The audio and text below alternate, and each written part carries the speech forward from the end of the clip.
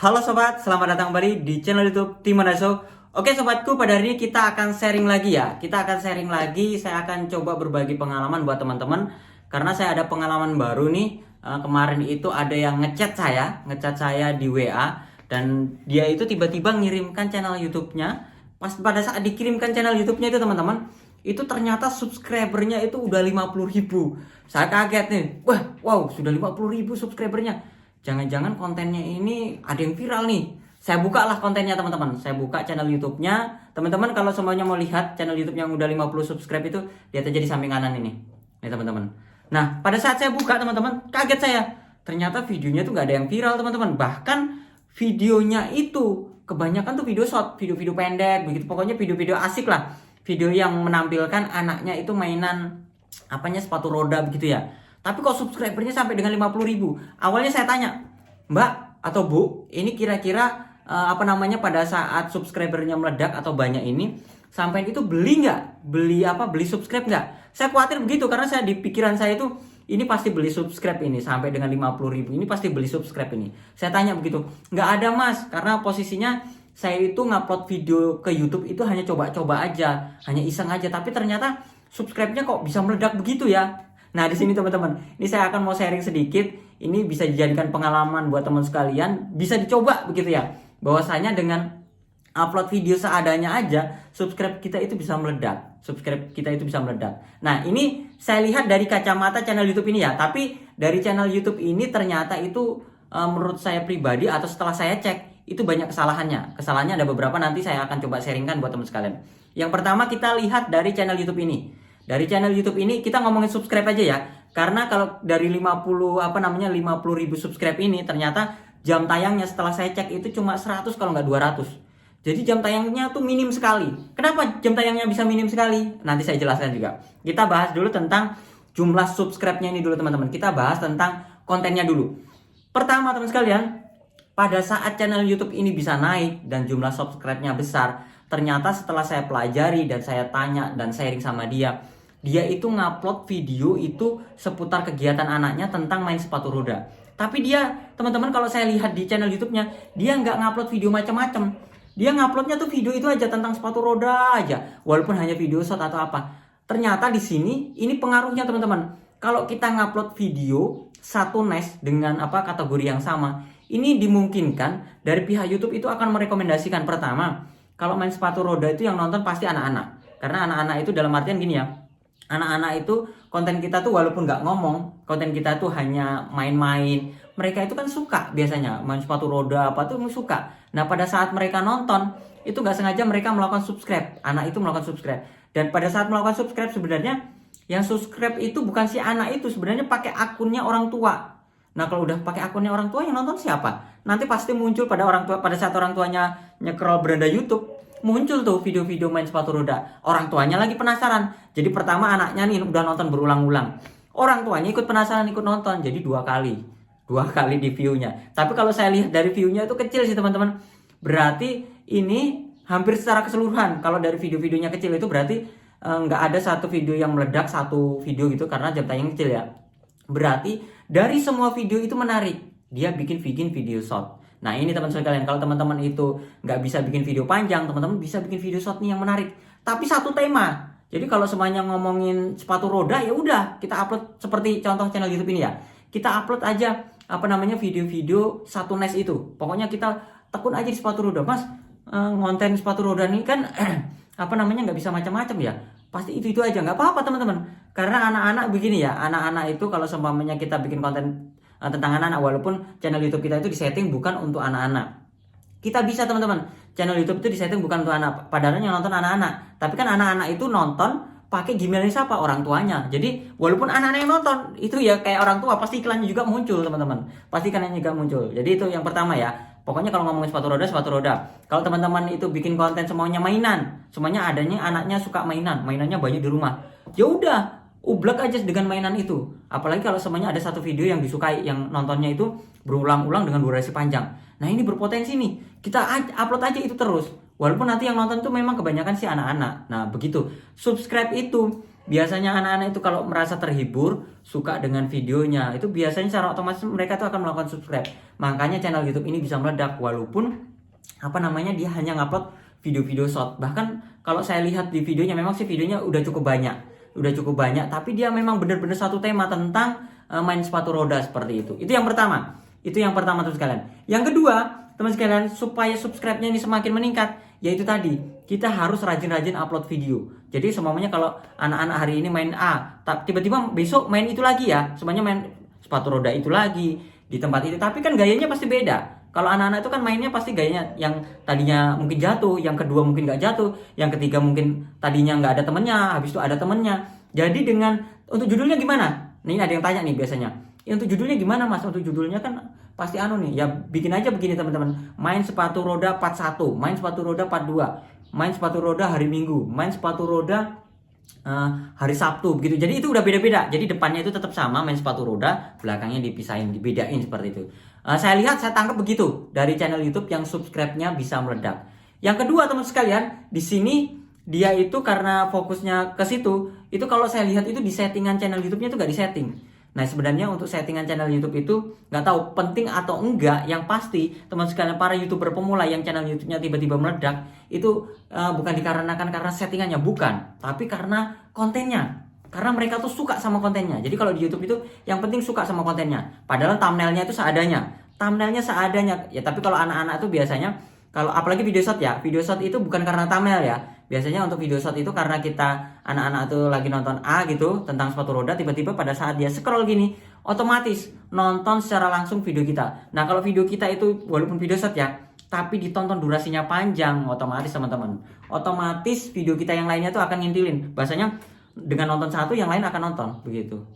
Jadi untuk channel YouTube ini supaya mendapatkan subscriber banyak, caranya seperti itu. Nggak perlu setting sana setting sini, tetapi ternyata caranya seperti itu. Yang penting konten kita itu tertarget, fokus kita itu mau kemana. Itu yang pertama teman sekalian. Yang kedua, setelah saya pelajari ini channel YouTube teman sekalian, itu kan channel YouTube ini gabung les privati saya ya.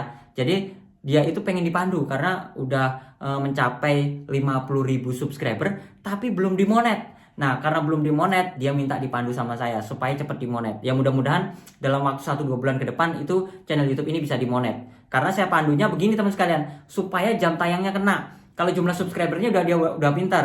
Kalau udah pintar seperti ini, saya tinggal ngarahkan itu mungkin dari judulnya lebih ditargetin. Habis itu dari thumbnailnya tadinya seadanya, mungkin saya ajarin gimana sih cara membuat thumbnail yang benar, yang bagus. Habis itu headernya, foto profilnya, cara nguploadnya, jam uploadnya. Mungkin saya akan ngasih gambaran ke sana. Tapi kalau untuk jenis kontennya dia udah dapet. Jenis kontennya ya itu aja, udah ditekunin aja. Nah berikutnya lagi teman-teman, nanti kan saya akan coba targetkan untuk supaya jam tayangnya kena. Nanti saya akan bikinkan panduan buat dia. Nah berikutnya lagi, di sini teman sekalian, channel YouTube-nya ini ada kesalahan. Kesalahannya di mana? Kesalahannya itu di musik.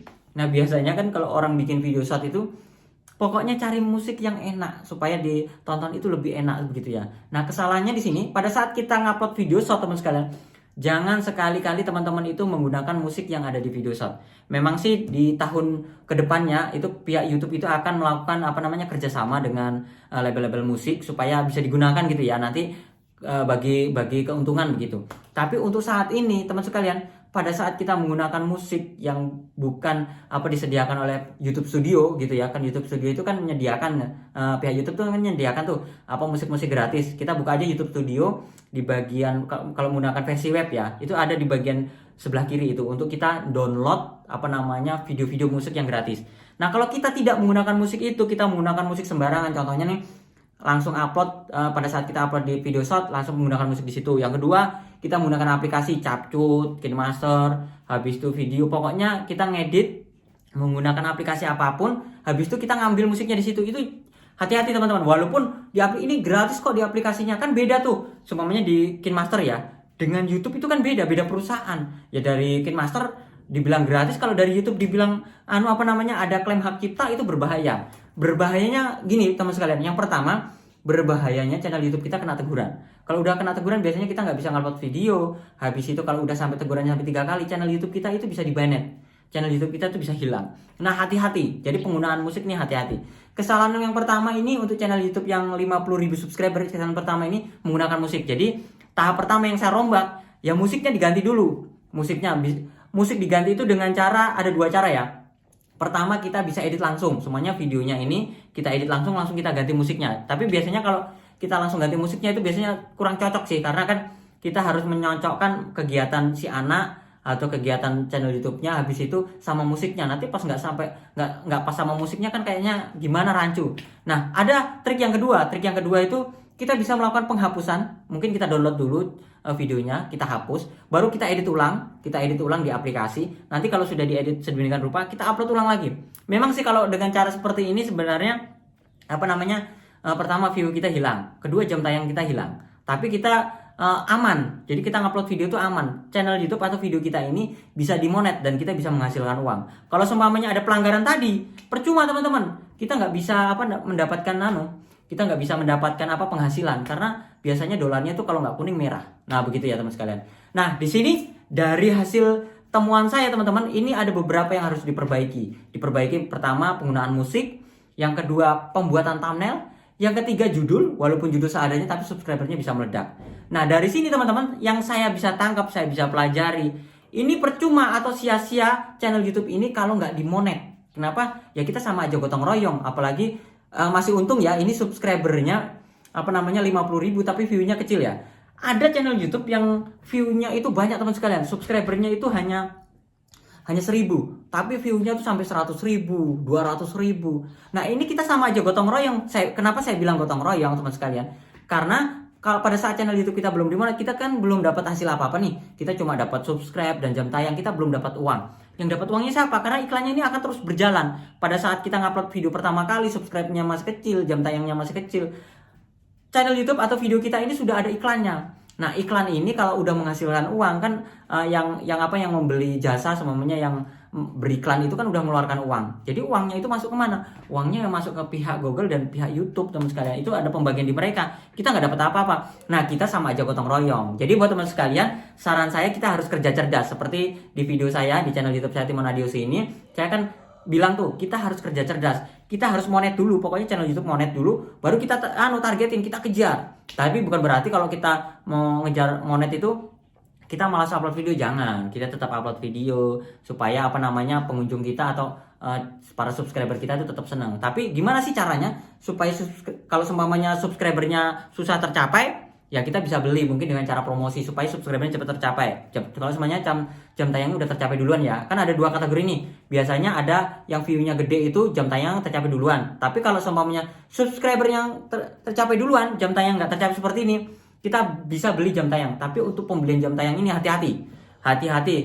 Karena jual jasa jam tayang itu ada yang menggunakan panel, ada yang menggunakan dengan cara manual. Nah, silakan teman-teman cari yang menggunakan cara manual. Nah, kalau saya pribadi ini jual jam tayang YouTube, dan jam tayang YouTube ini yang dikerjakan oleh tim ini nanti yang akan bekerja ya. Ini nanti sumber view-nya itu dari Search Engine YouTube, jadi bukan kita menggunakan yang aneh-aneh. Jadi nanti kalau pada saat dilihat di bagian statistik, itu yang muncul itu adalah sumber view-nya dari Search Engine YouTube atau kemungkinan dari Search Engine Google seperti itu.